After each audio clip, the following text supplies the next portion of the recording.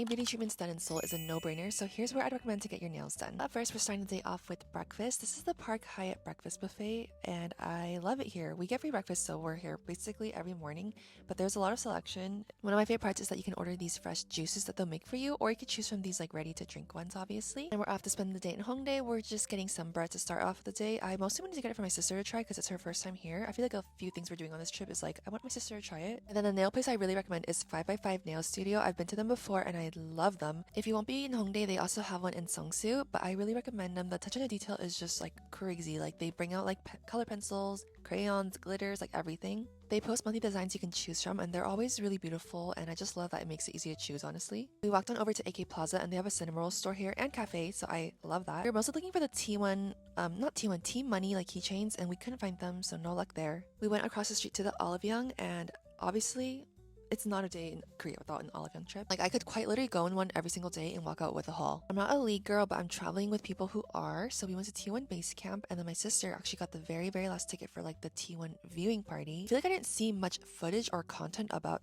this sort of event, so this is kind of what it looks like. You're basically getting tickets for this like seats. But otherwise, it's in a public area, like we are welcome to stand around if we wanted to. We stuck around for a little bit, but we did leave her there and ended up doing our own exploring. So I went to the Pop Mart. This is my first time going to Pop Mart in Korea, actually. And there's an Asia exclusive, so it was the Big Into Energy blind box pens. Got one for me and I got one for my sister. And then we met up at Sanrio Lovers Club. Again, I've been here before. This is the old Blackpink house if you haven't been. But as a Sanrio lover, and it is her first time here, I feel like this is something you should see and visit. It was my first time visiting like the last hour of closing, and honestly, it was really nice. It was probably the most relaxed I've seen it. There was like maybe one other party in there shopping. But if you're a Sanrio lover, I do really highly recommend visiting. There's a cafe as well that does require reservations, so we didn't do it this time. But there's tons of different merch, tons of different blind boxes. I'd say mostly like the more popular characters, but it's super cute. There's also a little area that has its own like Sanrio themed photo booth as well, so definitely recommend. On the beginning of our trips, we usually have like an earlier start to the day, I think because of just of jet lag.